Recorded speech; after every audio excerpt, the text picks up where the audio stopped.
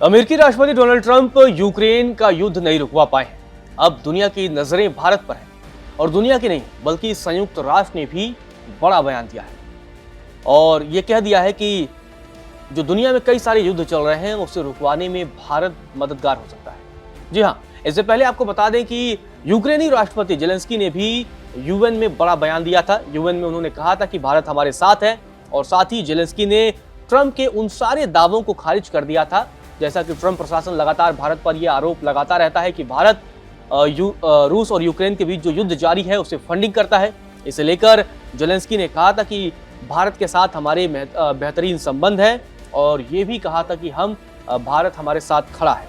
लेकिन अभी इसी बीच आपको बता दें कि संयुक्त राष्ट्र की तरफ से बयान सामने आया है।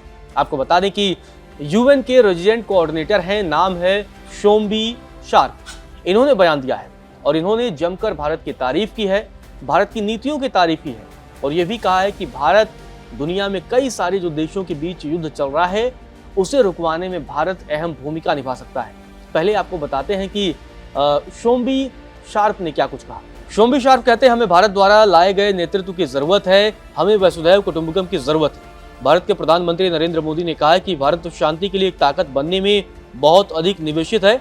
हम शांति और सुरक्षा में भारत की शक्तिशाली भूमिका देखते हैं। भारत अपनी स्थापना के बाद से संयुक्त राष्ट्र शांति स्थापना में सशस्त्र और नागरिक दोनों तरह के सैनिकों का सबसे बड़ा योगदान करता रहा है। विदेश मंत्री डॉक्टर एस जयशंकर ने कहा है कि यह शांति और विकास का संयोजन है, ये एक ही सिक्के के दो पहलू हैं और अंतर्राष्ट्रीय शांति और विकास और दक्षिण सहयोग में भारत का योगदान है और वैश्विक दक्षिण की आवाज के रूप में विश्व स्तर पर शांति के लिए परिस्थितियां बनाने में मदद करने के लिए अत्यंत महत्वपूर्ण है। संयुक्त राष्ट्र की तरफ से यह बयान इसलिए अहम हो जाता है क्योंकि लंबे समय से ट्रंप लगातार भारत पर ही दोष मरते रहे हैं और कहते रहे कि भारत यूक्रेन युद्ध के खिलाफ रूस को फंडिंग कर रहा है। लेकिन अब संयुक्त राष्ट्र ने साफ कर दिया है कि अगर आप भारत को साथ लेकर चलते हैं और भारत की नीतियों का पालन करते हैं तो आप दुनिया में जारी कई सारे युद्धों को आप रुकवा सकते हैं। हालांकि ट्रंप अभी तक कामयाब नहीं हुए हैं, अब वो फ्रस्ट्रेट दिख रहे हैं। वो कुछ करने की कोशिश कर रहे हैं जिससे वो रूस और यूक्रेन के बीच जारी जंग को रुकवा सके। लेकिन दूसरी तरफ आपको बता दें कि जेलेंस्की का भी बयान सामने आया था, तब जेलेंस्की ने भी कहा था भारत तो हमारे साथ है। और ये आपको बता दें ये बयान इसलिए महत्वपूर्ण हो जाता है क्योंकि ट्रंप लगातार आरोप लगाते रहे, लेकिन जेलेंस्की ने संयुक्त राष्ट्र के पटल से खड़े होकर भारत की तारीफ की थी। आपको बता दें कि इसी बीच ट्रंप ने एक और कड़ा फैसला लिया है। वो कड़ा फैसला लिया है टैरिफ को लेकर। ट्रंप ने फार्मास्यूटिकल इंडस्ट्री को झटका दिया है और 100% का टैरिफ लगा दिया है।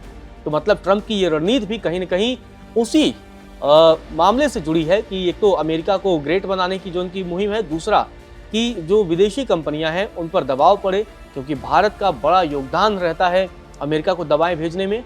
तो ऐसे में ट्रंप ने 100% का टैरिफ लगाया है तो उसका सीधा असर भारत पर भी पड़ेगा। तो दूसरी तरफ पुतिन अभी समझ नहीं रहे हैं। पुतिन लगातार जो है वो यूक्रेन के खिलाफ युद्ध को जारी रखे हुए हैं।